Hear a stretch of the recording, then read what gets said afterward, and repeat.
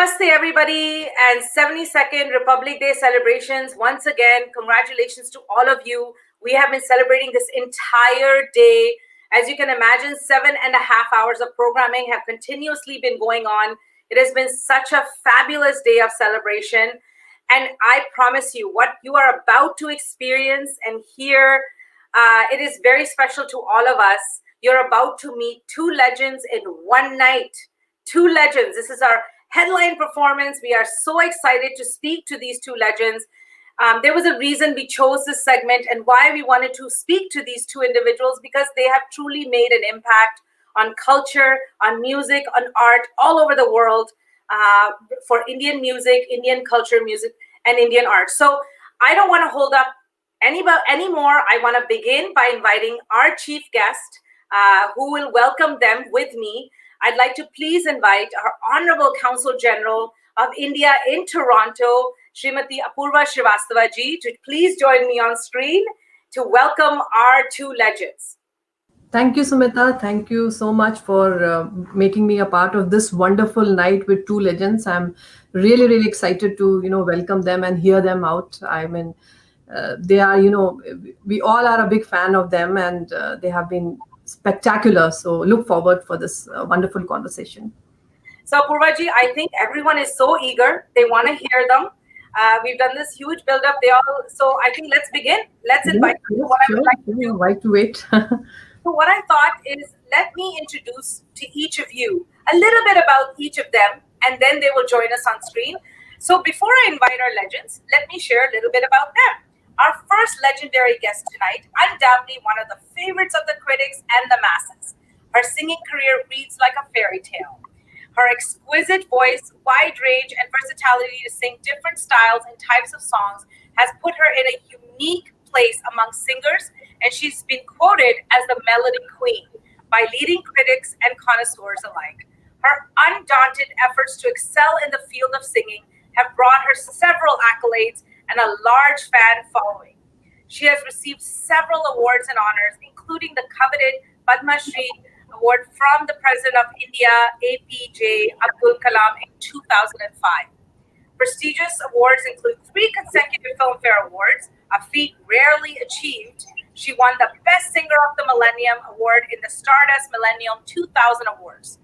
She's one of the artists who has managed to prove herself in every musical field, which she has chosen to enter. She has enthralled and dazzled audiences from around the world with her stage performances, recordings, and playback singing for the past 50 years, singing more than 20,000 songs in almost all the Indian languages. Now, I'd like to introduce you to our second legendary guest, because they will appear together. He is India's violin icon, the Paganini of Indian classical music, the god of Indian violin. He's the serenity of an Indian musician combined with the magnetism of a Western star, and I must say that. Constantly propelled from Singapore to Paris, from Delhi to Los Angeles, he has conquered every audience with the elegance and virtuosity of his style.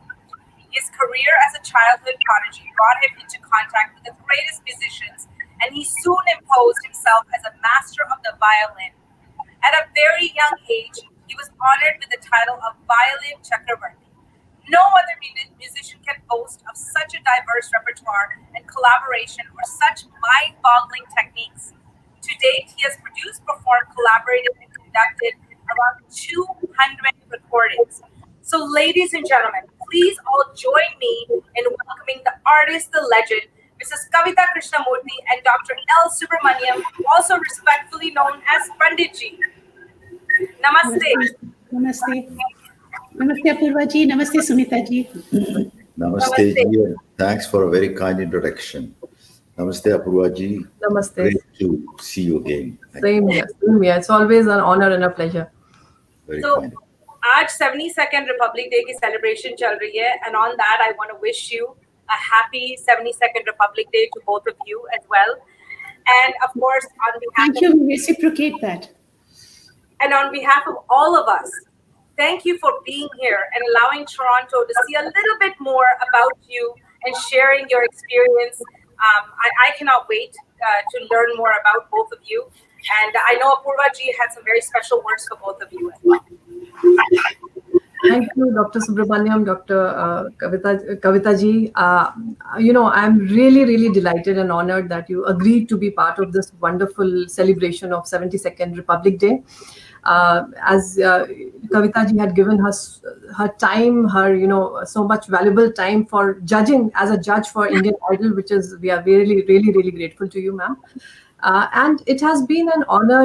We have all been your fans of your music, and I have been fortunate to be, to know you already. Dr. Subramaniam was in Paris, and I had the pleasure of meeting both of you, and of course your very talented son Ambi, who is giving great performances all over the world.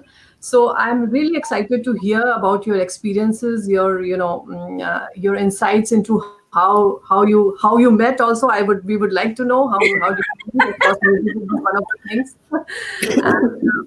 And, so definitely all these personal details and other details we would like to hear from you. And once again, from the bottom of my heart, I'm really, really thankful to both of you. And I promise myself and that we need to bring you to Toronto when everything gets open.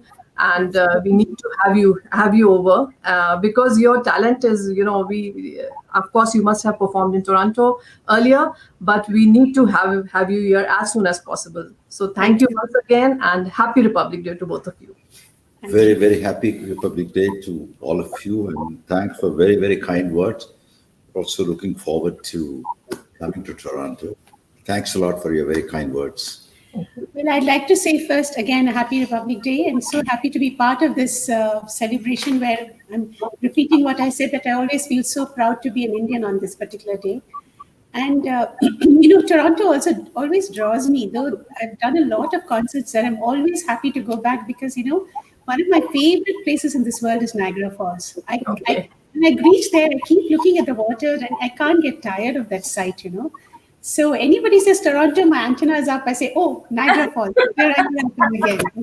Ma'am, I promise you, आप अगली बार आएंगी तो आपका concert Niagara Falls पे होगा. This I promise you. अरे मैं आपको क्या दुआएं दूं आपको. It's fantastic. Thank you so much. No, and I ma'am. must tell you that Toronto is also a very special place because I went there when I was singing with Mr. Manade as a junior singer, singing duets with him. Its first it was in 1976, and first was 73, then 76. And I'll tell you, from that time, I've been watching audiences there. It's amazing. It's one stage where you get up and you sing a Hindi song, they'll applaud you. Then you sing a Bengali song, they'll like it. And you sing a Tamil song also, they like it. So it's an audience which listens to everything and with great amount of enthusiasm. I especially think Toronto has a fabulous audience. Honestly, I would count it as one of the top places to perform because you get such good responses from the audience. It's also because it's a potpourri of so much culture. I mean, it's an amalgamation, or it's a little India, if you can say. Yes. We have 1.6 million people of Indian origin here, plus 700,000 of Indian passport holders living here, 230,000 Indian students studying here. So all these people, and they come from all across India. So we recently did a Matrabhasha competition. So we did in Kannada, Sanskrit, Tamil, Hindi, and the kind of in Sanskrit I got 500 entries for the competition, for a shlok competition. So this is the kind of engagement that community gives you. So of course it's a great pleasure, and of course for a performer it's a total delight. Yeah. Toronto is truly, it's a mosaic, and we are so proud of that here. And and the one thing you said it very truly, and that's why even Panorama is, we try to celebrate all of India. Here we try to do it in one day, but we do try to do it all year. And like Apurva ji has mentioned, that everything we do, we try to engage every community. There is somebody from every community in this city, and yet everybody is joined together, and we come together and we celebrate. Apurva ji, I want to thank you for being here. I'm here to welcome our two very special legends, and Apurva ji is going to be watching this segment, and we'll see you soon. Thank you. Thank you so much. Thank you so much. Thank you so much to Apurva Srivastava-ji, who was here and said such wonderful words to all of us. And now, Toronto, you get to meet and learn a little bit more about our two legends. With me are Kavita Krishnamurti Subramaniam ji and Dr. L. Subramaniam, both here. And Dr. Subramaniam, I'm going to, of course, refer to you as Pandit ji with respect, because I know you are also known in that way as well. So let's begin. It is the 72nd Republic Day celebration today. And in conversation about Republic Day itself, Kavita ji, I want to begin by asking you a little bit about this occasion. Please share with us, what does India and the essence of Indianness mean to you? And of course, Dr. Subramaniam, same question to you as well.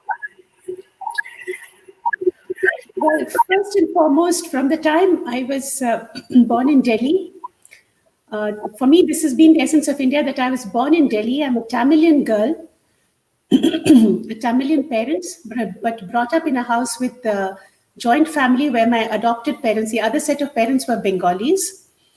And I was born in Delhi, so I was open to Punjabi and Hindi. And then I came to Maharashtra and made my career, where Maharashtra is Marathi, and I made my career on Bollywood. And now I'm settled in Karnataka, where the language is Kannada.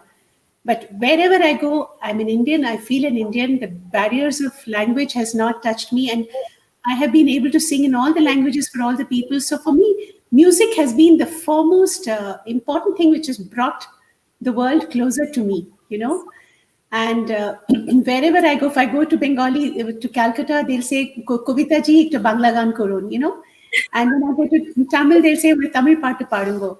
That kind of a thing. So for me, India is so beautiful because it is such diverse culture. And then music has been such a unifying factor for everybody.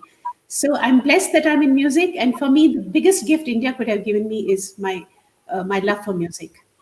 And I think mostly it's arts which has been the crowning glory of our country. Yes, very much so. Panditji, what are your thoughts today? Well, I think I was also born in Chennai, India. At that time, it used to be called Madras. Then later on, they changed the name to Chennai. I was born in Madras it's a street called, it's a Ganapati name street, Selva Vinayakar Kovil Street. So I still remember that street because it is one of my, those days the birth certificate's a piece of paper, somebody writes on it, and you get things not like present days. Yes. So I was born there, and my parents were very, very spiritual. They used to go to temples and pray, and they used to see, connected to the Shankar Mat, Kanchi Shankar Mat, Shankaracharya, and things like that. So for us, India and the spirituality and the temples and spiritual leaders, these were all from the very, very young days. We were taught to respect and also learn, also understand how important it is. So finally, my father was a very, very great musician. He's responsible for bringing Indian classical violin to the world stage. His dream was, before his time, violin was basically an accompanying instrument. It was not a solo instrument. So what he did was he has heard many people like that, Western violinists, who were playing in big Carnegie Hall and everywhere. He said our violin should be also brought in. So a lot of technical innovations has to be done to bring it to a solo state, because otherwise it was basically an accompanying instrument. So in between, he got a job in Sri Lanka. So I spent some of my younger days in Sri Lanka. He was in Jaffna as a visiting professor, where he developed a lot of techniques, and then came back to India in 1958 when there was a big riots and all these things, ethnic violence started happening. So we escaped and came 1958. Then after that, I went to school there, went to medical college. And then after medical college, I decided to be like my father, become a violinist. So I came to US in 73 to do my master's in Western music, focusing on composition and things like that. So even though I came there, I always, many times, many people said, you travel so much here and travel with American passport, you can go everywhere, conveniently, everything. But I had my whole Indian passport. I still have my Indian passport and just have my green card and take whatever is needed. So I've always felt like, even for having a document, I want to have an Indian document. Yes. So I've been always like that. So that has been my whole life. It has been, dream Yes. to travel and come back to India. So even when I do, sometime I used to go for 3, 4 months at a stretch to long tours, Europe and US those days. So I will just desperately wait to get back home because when you finish tour next day, you don't feel like, I will spend a couple of days as a holiday. I just Yes. next flight I used to take and run and come back. But later on with the family, I went and saw many, many places, Indian embassies and ambassadors and consul generals. They were all very kind. When they used to say, why don't you stay here a couple of days and take my entire family on sightseeing. So that way, I didn't miss the family also. So a lot of memories, a lot of things. But India, also musically in Carnatic music, most of the compositions are created by saintly composers. If you see the composition, either it is Tyagaraja, Dikshitar, or Shyama Sastri, all the compositions are in praise of some form of god or goddesses or supreme energy, sun, Yes. or 9 planets, things like that. So Yes. that even the music was connected to spirituality in India. So that made me even more attached to through music to India. Yes, yes. And I think you both said some, I think the main thing I've heard very much from you, and I think we all believe it, that Indian music and art and culture is now everywhere in the world. It is such a proud moment. And it is not a Bollywood thing, it is now a Hollywood thing, it's a global thing. And it is a beautiful moment. And days like this remind us of the impact that our culture and history have made in the world. Kavita ji, both of you, of course, are living legends and, 50 plus years in the industries. Kavita ji, you've sang 20,000 songs. I mean, and I think I am actually pretty sure it's exceeded that because I'm pretty sure this statistic probably needs to be updated as well. But without you, 90s Bollywood would have hardly existed. I know I can say that truly. You are loved and revered by fans all over the world. For you, what is the true impact Indian music culture, but Bollywood has mattered in the world? Well, I think slowly, I have seen Bollywood growing, because when I started out, maybe because, as I said, there were no YouTubes and no Yeah. computers and no televisions at that time. So Bollywood stayed within India and it went with all the Indians who left India, it stayed with them. But it hadn't really communicated itself so much to the Western audiences or to the other audiences in the other country.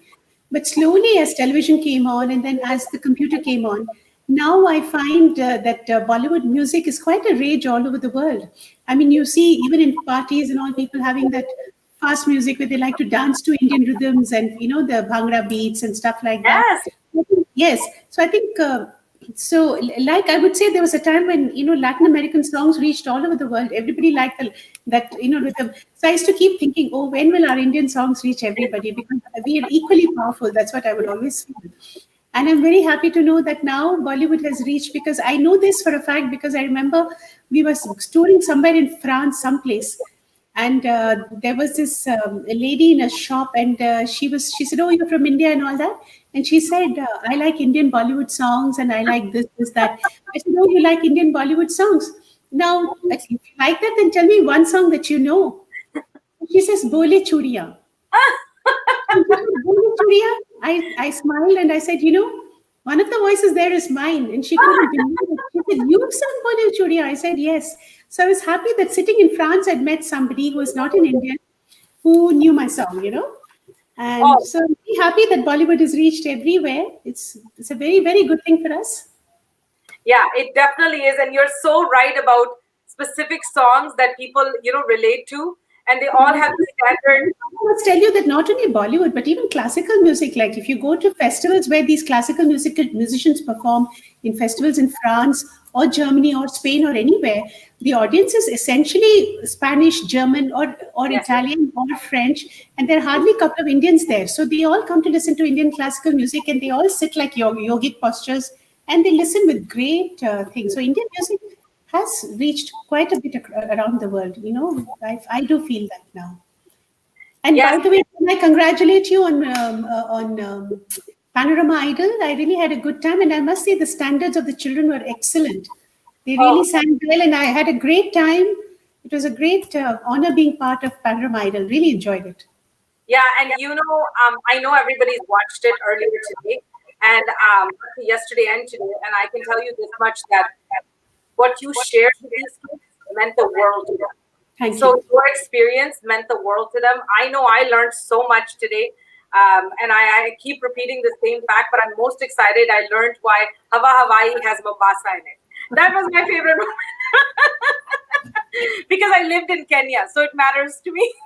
So, Panditji, your resume and dedication to music has been extensive. To truly say that you've made an impact around the world. You have made historic collaborations with Western world and Western music. Tell me about your experience about mixing these worlds, bringing the Western and the Indian music and the classical music together. Initially, when I'm talking about 70s and period like that, early Yes. 70s and 80s, where whenever they talked about music, they thought Occidental music is the only classical music.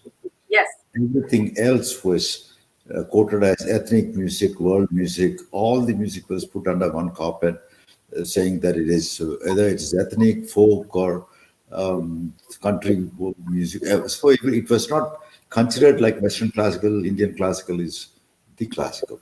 So initially, in order to, that kind of bothered me because I used to tell them, India is one of the oldest civilization with one of the oldest systems of music, which became two classical systems.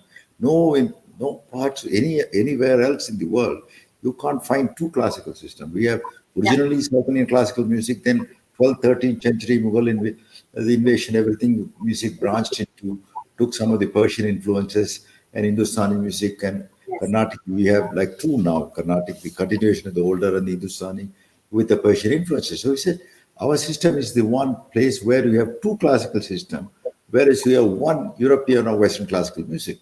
So this is not ethnic folk because we're sitting down and playing. So slowly, when I started collaborating, like people like Egudi Menuhin and other people who heard me, they understood it was a very, very advanced civilization. He really liked yoga. He used to practice yoga. He had some problem with the shoulders, so he had yoga with PK Sayengar, and he was happy. So then, subsequently, getting into the major orchestras also started inviting me to write for them, treating Indian classical music, Indian violin, Carnatic music as a solo instrument. Before that, it never happened using Indian violin Yes. because violin is their instrument.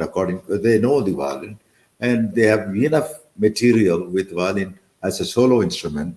They didn't have to have any other system of violin soloists to come and play with an orchestra.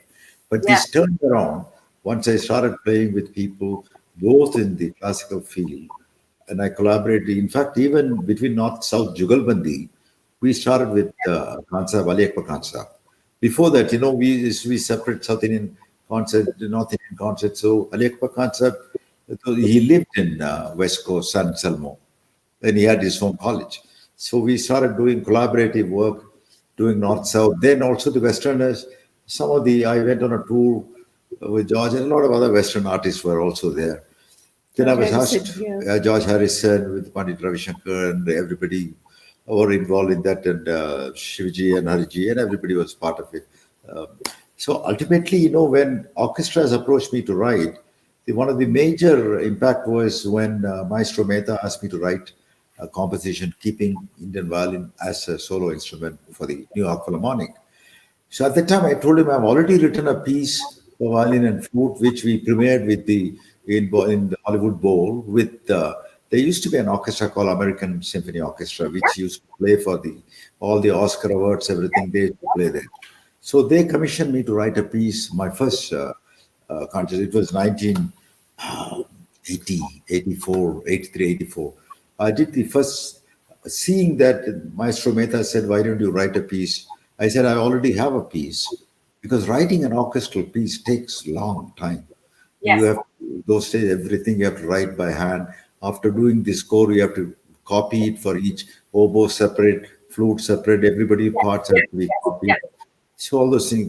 Where Samantha said, no, I want you to sit as a solo player and play. I don't want two solos, but Original piece. original piece for New York Philharmonic. We want to premiere it and play for 4 days. So that was the major first orchestral Indian classical South Indian based composition, which was written in 1985. It premiered in September in Avery Fisher Hall for 4 days with a live broadcast in National Public Radio.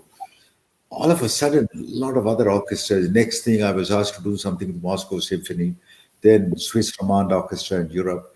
So then, all of a sudden, the Carnatic violin and Indian violin took a different turn. I collaborated with Lord Menihin to celebrate India's 40th year of India's independence.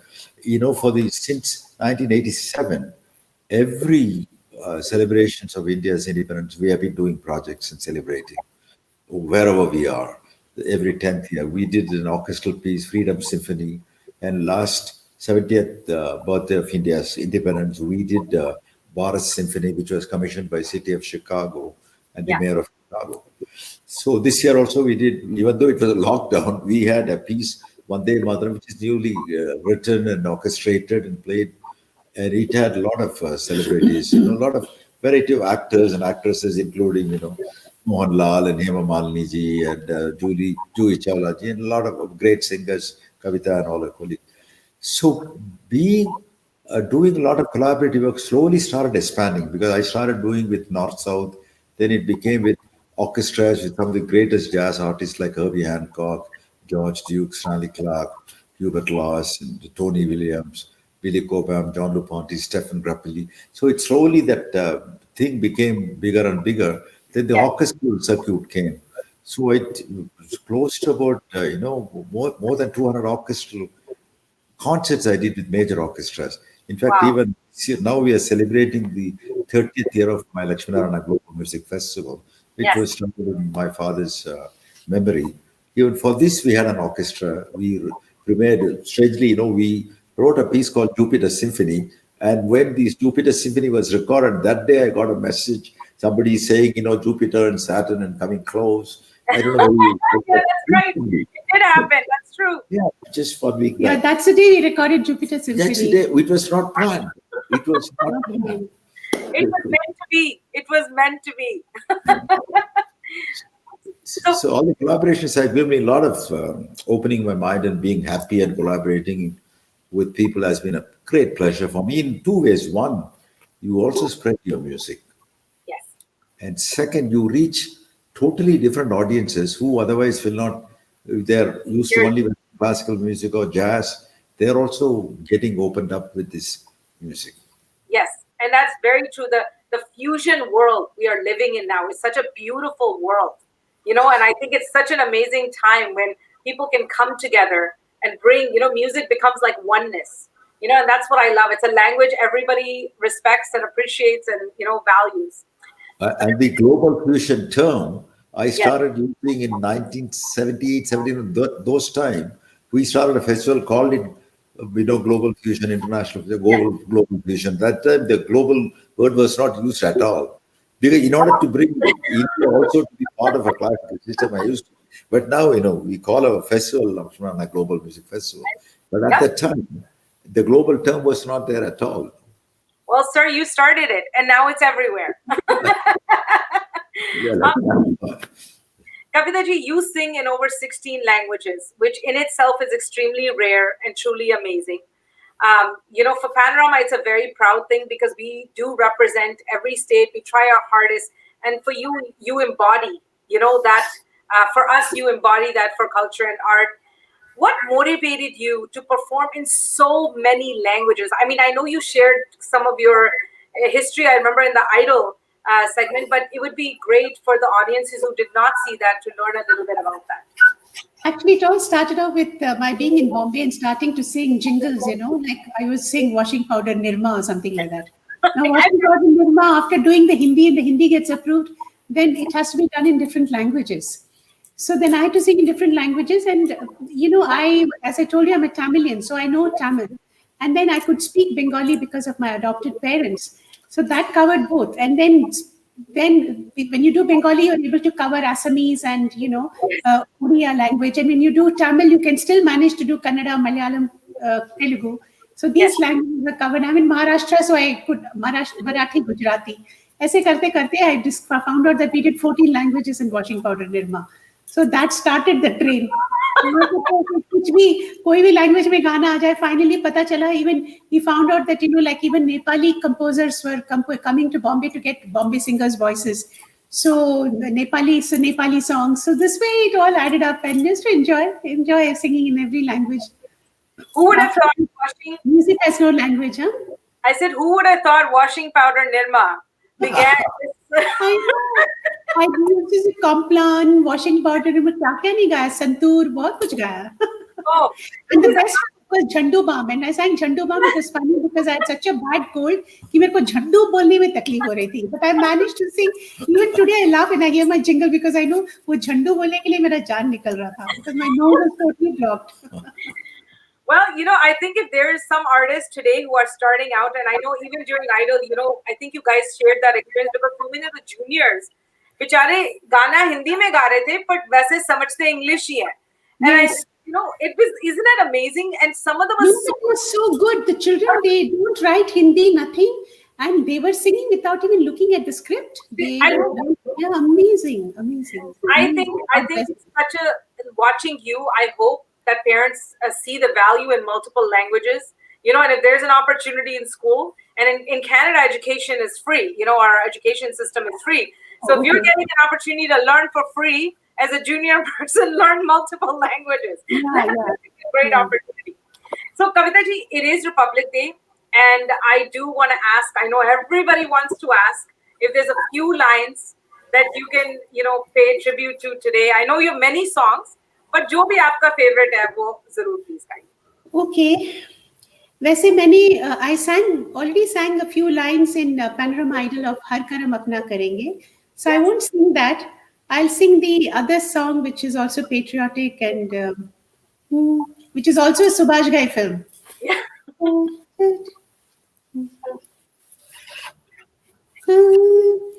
ये दुनिया एक दुल्हन, ये दुनिया एक दुल्हन, दुल्हन के माथे की बिंदिया, ये मेरा India, I love my India, ये मेरा India, I love my India. Thank you so much. And Panditji, I know because it's a digital setup, we cannot get you to play, but I promise you this much, someday both of you will be on a live stage and we will all have the honor to watch you play live here. Because before you say too much about us, let me say one thing about you, that you're doing an amazing contribution to society by doing this Panorama Idol. Yes. And for them to get a platform like yours to sing and to be able to reach out to people and to different judges esteemed judges from different places, I think you're doing a great job, and I'd like you to keep it up. This is just the 12th year. I wait for the Silver Jubilee functions first. Thank you so much. Thank you so much. This is the Panorama board is a volunteer board. It's a 21-year-old organization. I'm very fortunate that the past chairs who've come have built this up. So I was lucky enough to just, continue it. And I hope the future generations, just like you said, ये सारे इकट्ठे 25th इसका celebrate कर रहे होंगे. So that would be amazing. आजादी के रंगों से हम दीप जलाए, पैनोरामा के संग हम खुशियां मनाए, ओ मिलकर अपने देश की ऐसी शान बढ़ाए, अपने बच्चों को भारत का इतिहास सुनाए. मेरा भारत चाहे अब खुशहाली आए. Panditji, you are the founder director of the Lakshmi Narayana Global Center, which, of course, as we, Panorama Idol and all these things are all about helping the next generations, move forward. What was your motivation to, first of all, create such a foundation and center, and of course, the festival that also you have been behind? The festival I started, 1990, my father passed away. We were planning a very big celebration for his 80th year, which was, it would have been January 11th, 1991. But he died December 4th, just because we had a very major concert in Chennai with the celebration to celebrate 80th birthday of my father. We passed away. So after that, we decided, Vijay and me decided we will start a festival in his memory.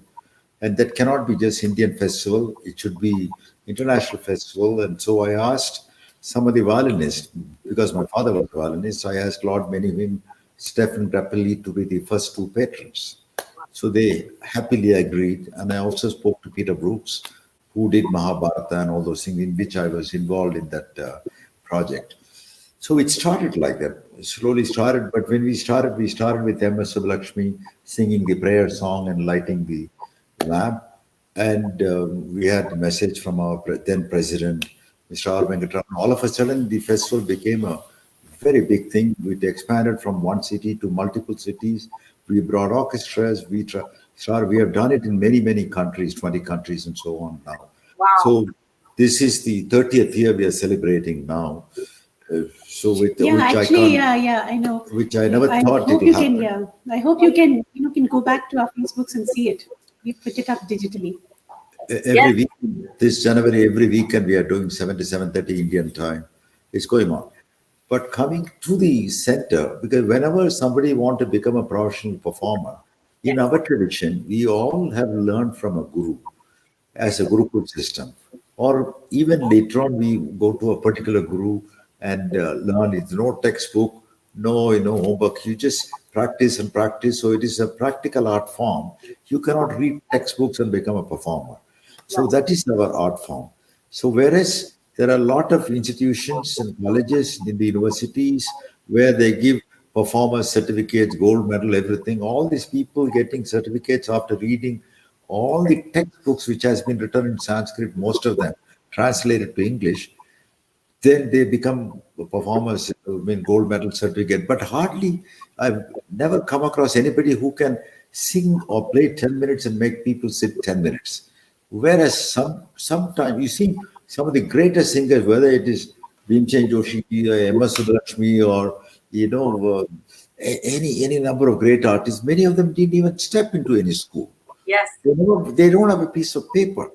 But these are if you take any artist you see, great legends in our period or before, none of them have gone to school as a music education. Yes. They all learn privately from a guru. So I convinced some of the universities and said, let us start a system, bridge between the Gurukul system and the university education.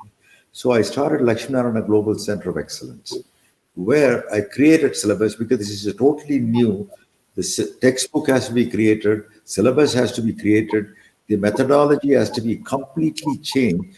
So if you want to become a performer, you still come here and spend 70% of your time on practical training and listening, because our music needs a lot of listening too. Like a good conservatory training. Like a good center. Yeah. So we have set up this Lakshminarayana Global Center of Excellence, where we give BA honors and MA degrees, where 70% practical approach, 30% they have to know the theory. Even in the theory, they have to know not only their own subject, which might be Hindustani or Carnatic, but they also have to learn Western music and global music. So that tomorrow, nowadays, performers cannot say that I want to sit in India and become a great performer. It never happens. You have to go out, people have to see you, you have to be able to communicate, you have to be able to collaborate. So for all those things, you have to know the other side also. So knowing the other system is definitely a part of our style of education. And on the other hand, there is Academy of Subramaniam Academy of Performing Arts, which my daughter Bindu and Ambi, they're running it, where the kids from 3 years old onwards, they come and get exposed to music.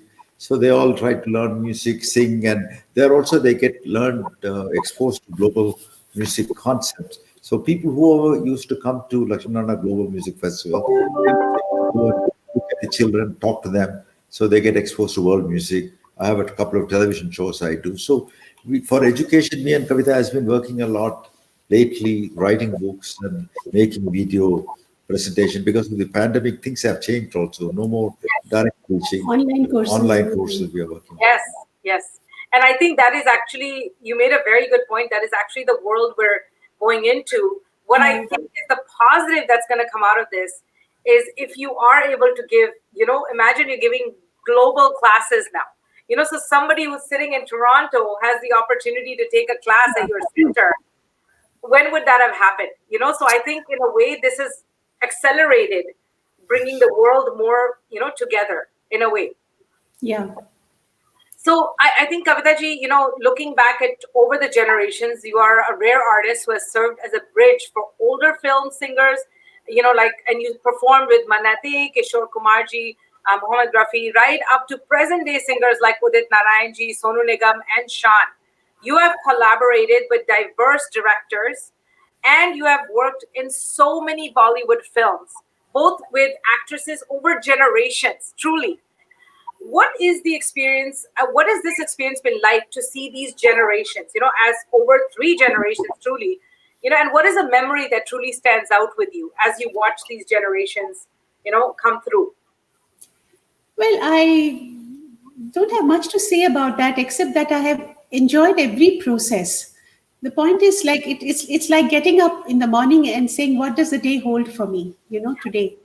And you're hoping that every day has something new, something worth living for, right? Some hope. You see light every morning. So similarly for me, going to the studio saying today, whom am I singing for? Whom am I singing with? And because later on, earlier we knew who we were singing with, and because we had rehearsals. But later on, we would go to the studio, and we would only then know who our co-singer is, or who the actress is. So, but I have enjoyed singing a lot of songs for, let's say, Shabana ji or Madhuri Dixit ji, Sri Devi ji. They've been definitely iconic for me. I've, Manisha Koirala. I've sung some nice songs for these people. And I have enjoyed the process of working for somebody like A.R. Rahman, who allows you to go to the front of the mic and gives you the freedom of singing some lines so many times. And I've also enjoyed singing for somebody like Lakshmikant Pyarelal, who are rather little more stiff in their approach. Like, will they say it's my color of a song, don't bring in, or Open Air Sa. If I sing something for Nayyar Saab, one day he told me, Aap Lakshmi ji, you sing a lot for Lakshmi Kant ji. I can see that color of your voice in this song, but this is Open Nayyar song. You have to sing it differently, I've enjoyed singing for people like that, for Khayyam Saab and all, who are a little more stiff in their approach. And somebody via in between like R.D. Burman, who likes his color, but who also helps you improvise a little bit. Then to A.R. Rahman, who allows you to do what you want in a song and then cuts and pastes and puts it together. So I think it's all been a process, and I'll only say that everything has been a learning process for me. That's what it is. I've always felt like I should be a good student all my life. That's the only way I will learn. If I suddenly feel, oh, I'm so and so, and I've sung so many songs, and there's nothing new for me. The moment I start thinking like that, I think it's my downfall. So for me, I've enjoyed everything that's come my way, any language, whether it is a small music director, everybody has taught me something. Everybody has given me something. So I'm grateful to all of them. Yeah, and I think, what's been so interesting is to hear you explain how each music director has allowed, you in different ways to bring the best of you forward. And I think what's interesting now is as we get into digital, you hear sometimes even artists say, sometimes I don't even know the other person because sometimes I record just my part and then I leave. So it is very different, but I'm glad, it's interesting to hear your generation, and I hope many, many more generations get to hear you because you made such an impact in all of our lives, and the music you've sang, and the songs meant something. Your voice, when you hear your songs, it means something. It's not digitized. But it's also the lyricists. Lyricists have also contributed a lot. They've given me good words. Yes.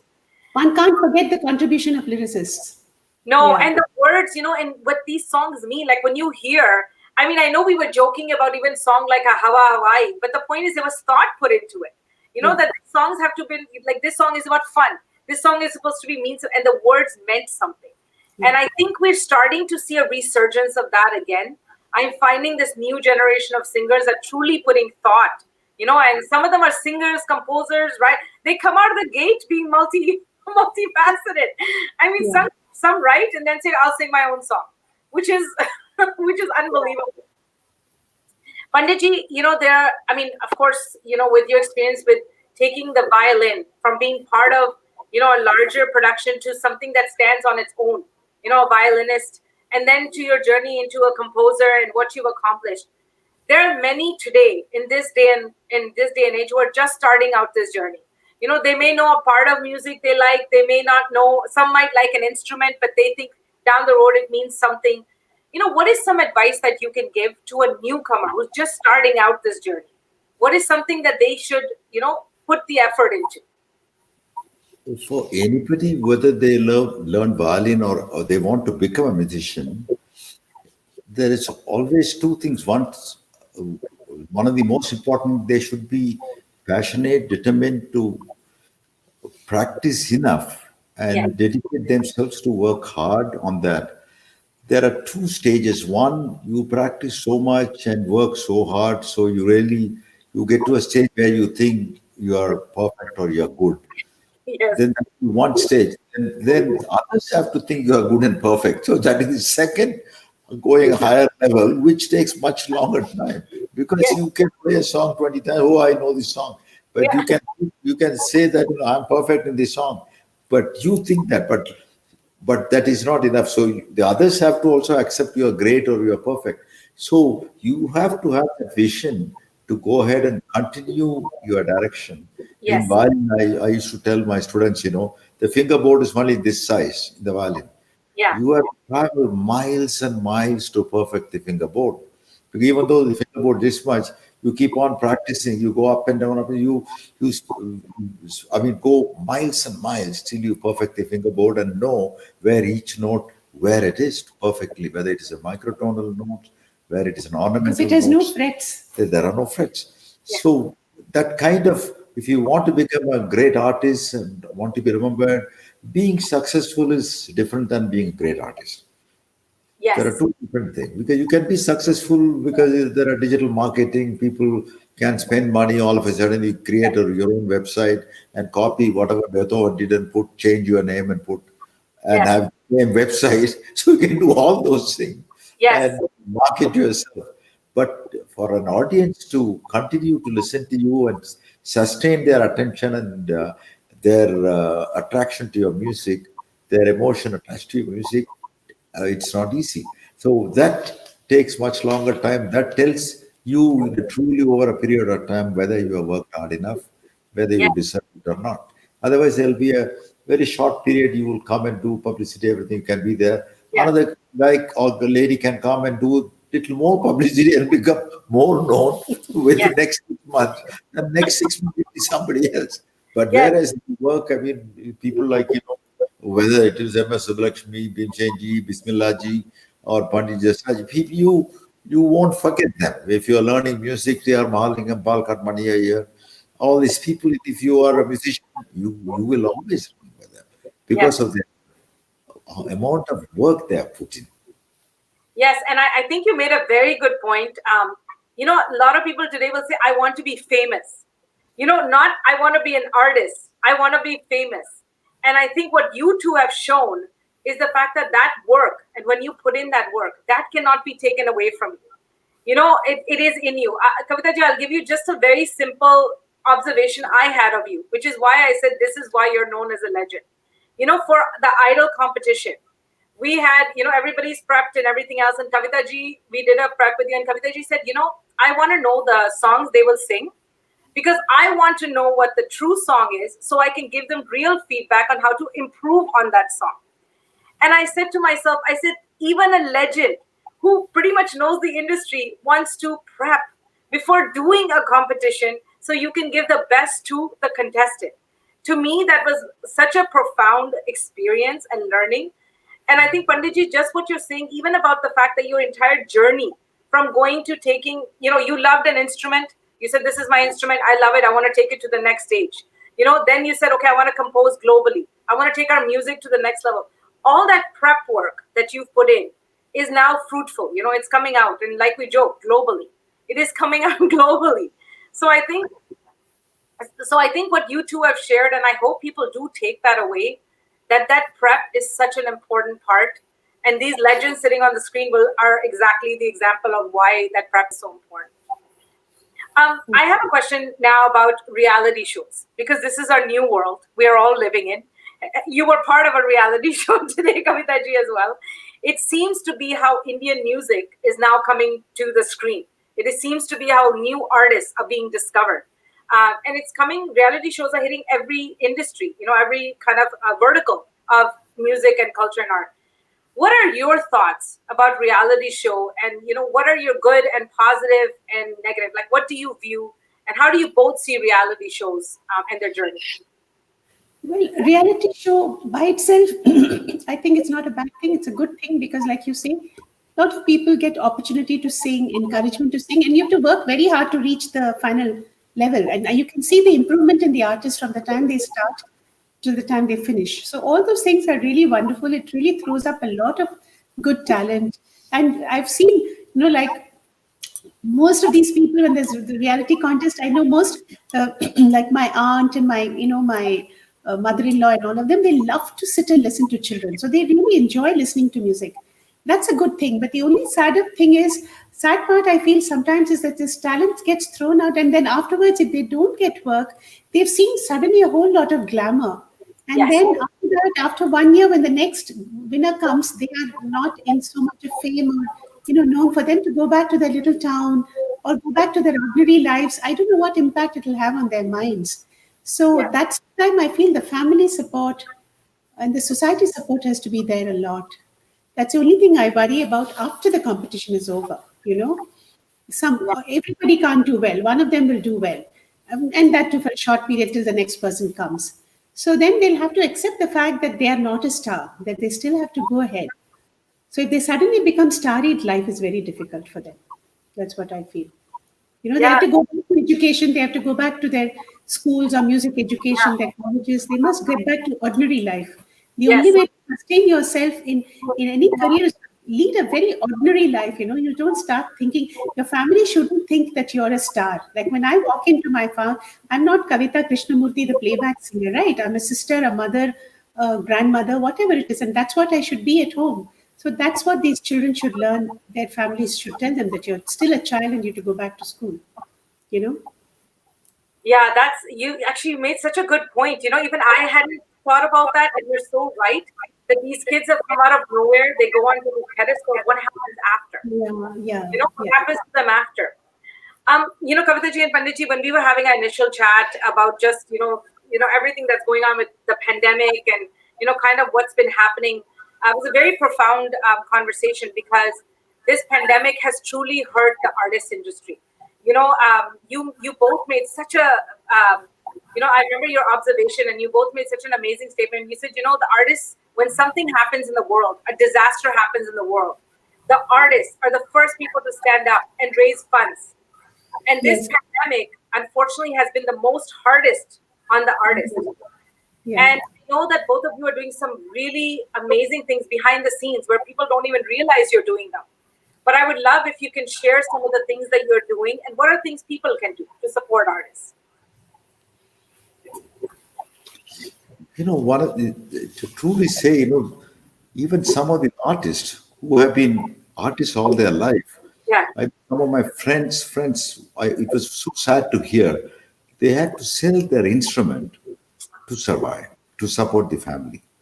And some of them have gone as security guards in building. I mean, I'm honestly telling you this is what I was told from a friend of mine from Bombay. There are no concerts from March, no recordings, no marriage things, no function, nothing. So completely no concert because many of these side artists, mainly the percussionists and side instrumentalists, they depend on performances. The recording nowadays, most of the recordings, 80-90%, it's all programming. So Yes. the many artists don't get that opportunity to play in film like earlier when it was Lakshmikant Perlal, Shankar Jayakishan, they used to have 100 musician live performance, or even all these great music director had live performers and artists playing. So that changed, programming came. So many artists live on concerts because become a successful movie singer will have concerts throughout the year. So they were playing with the artists. Different artists have different books. They all survive. But all Yes. of a sudden, no conscious, no nothing. So these people, some of them selling the instruments, being the security guard. So we have done certain concerts, we have collected and shared it with some of the artists. We don't want to mention the name because it is not ethical. But at the same time, we are still doing even Lakshmanana Global Music Festival. Towards the later part, we are going to say, anybody want to donate to artists? Please donate, because for artists like us, fortunately, we are okay. We don't need anything. But there are thousands of artists who are folk artists, artists in the village, or even the tabla player, mridangam player, music And player, in the gadam weddings, players. people play. All the side percussionists, In side artists. restaurants, they play live. So, All these people are without work. It's and they very don't have reserves, whereas many established artists have some reserves, so we can sustain some more but time. the thing is, like you said, anything happens, musicians raise fund. But now I'm thinking, when musicians are in so much trouble, why hasn't other people, like from corporates or other people, why haven't they come up and said, okay, we are going to donate this amount of money only to artists in India, or we're going to donate it to, let's say, whoever has a passion. If somebody is playing this, some industrialist plays the sitar, let him give it to sitarists. But let each one of them come up with some money for artists. Otherwise, it's very difficult. They can't. Also, they have pride. They can't go with a begging bowl. Say, give me money. It's very difficult. Yeah, we can see from the messages that we get that some artists are going through very tough time, and then quietly we've tried to give them some money. But how much can we as individuals give? Yes. Yeah. We have done As much as we can. Yeah. We have a long list. We have been covering slowly the list of the poorest of the poor to start with, then trying But it's to an endless list. It's an endless list. It's an endless. So we are going to, we didn't decide. I mean, recently we have been thinking. So even in the Lakshmana Global Music Festival, subsequently we want to mention, anybody want to donate for artists, Good. you're please donate it, so it will go to the artists. Yeah. So they can come back to the art form, not become a building supervisor or a security guard. There are enough people for that.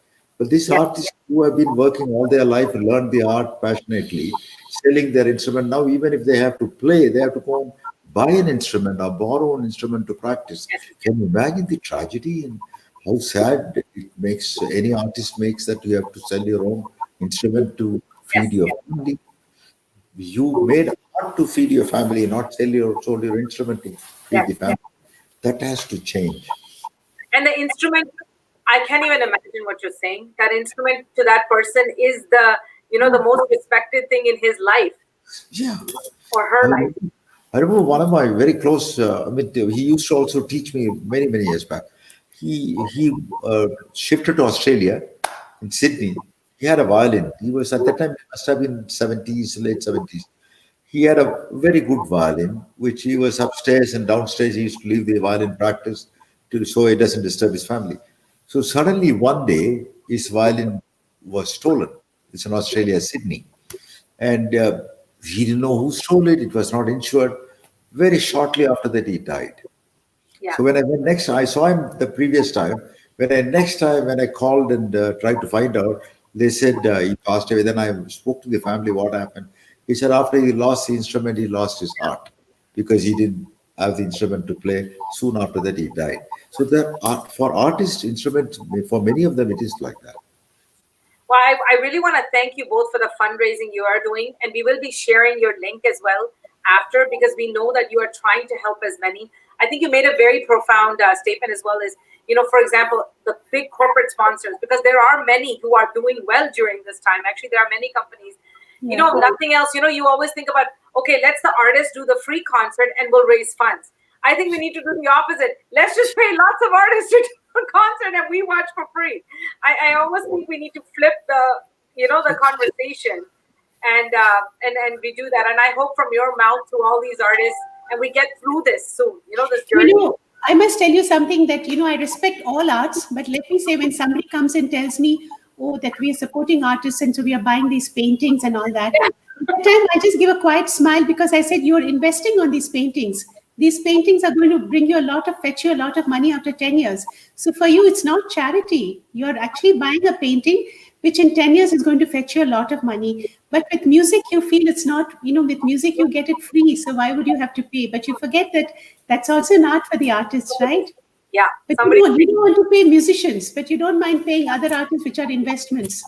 And then I think you also mentioned the fact that, I think people forget the industry is so big. Sometimes they only see the one singer or the director, but they're not realizing there's thousands that went into making that one song that got released. So this is the kind of... I'm thinking even dancers, even people who are dancing, they have no jobs. All the dancers are jobless. Yes. It's very hard. Yeah, very hard for dancers too. So today, as we end this amazing conversation, Toronto is, first of all, such an amazing opportunity for Toronto, across Canada, US actually, because we are being live streamed on so many platforms. All our media partners are live streaming today. And because of the live stream, it's actually going into parts of India as well. They all got a chance to see and hear a little bit about you and your background. But in closing, I would love if both of you individually could share something about for the Toronto audience. And hopefully we will see you in the future. That's the one thing we all hope to do. But anything you'd like to share in closing with the audiences? Well, I'd like to say that Toronto, you're a beautiful city. You're part of a beautiful country. You're a beautiful city. And when I think of Toronto and Canada, I think of the wide open spaces and so close to nature and so close to music, obviously, Niagara Falls, the water, everything.